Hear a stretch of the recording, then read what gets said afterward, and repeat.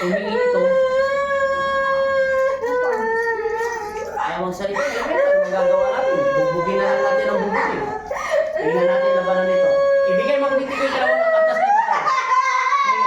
Ibigay ko ang pagkakataon. Nahuli na to. Doon. Gusto ko lang malaman, babae ka lalaki. Tao ka espiritu ng ito. Sagot! Elemento espiritu. Ayaw mo magsalita.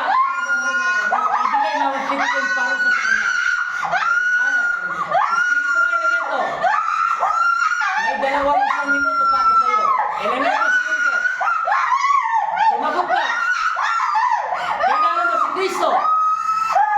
Kung tao ka, sumagot ka. Isang tanong, isang sagot. Tumahimik ka. Kilala mo si Kristo. Isang tanong ko lang. Sagutin mo kung kilala mo ang iyong Panginoon. Sumagot ka ng oo. Kilala mo ba si Kristo? Kilala mo ba ang iyong Panginoon na si Kristo? Tinatanong kita. Kilala mo ba si Kristo?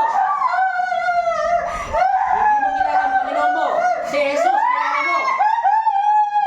Hindi mo marikilala. Wala kang kwentang kausap. Sa pamamagitan ng pagsabi ko sa Panginoon Kristo, nilulusap kita at tinatabong kita sa impyerno. Masamang espiritu, lumabas ka sa pag-aari ni Kristo.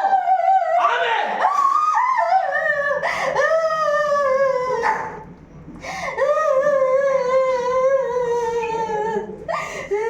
Layas!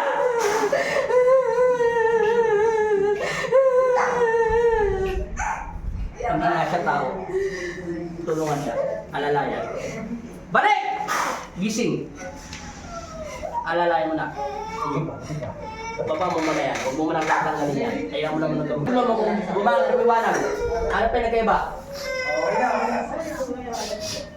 Wala na sakit ang ulo. Wala pang papagyos. Sabi siya, hindi siya tao.